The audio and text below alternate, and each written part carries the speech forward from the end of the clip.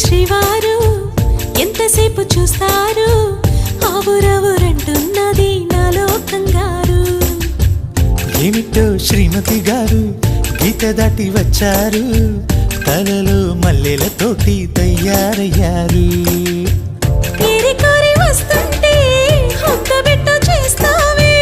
పంతమొచ్చి ఇన్నాళ్ళు పస్తులుండమన్నావే కోపమే దీపమై కొండెక్కి పోవాలి ఏమంటో శ్రీవారు ఎంతసేపు చూస్తారు ఆవురవురంటున్నది నాలో కంగారు ఏమిటో శ్రీమతి గారు గీత దాటి వచ్చారు తలలో మల్లెలతోటి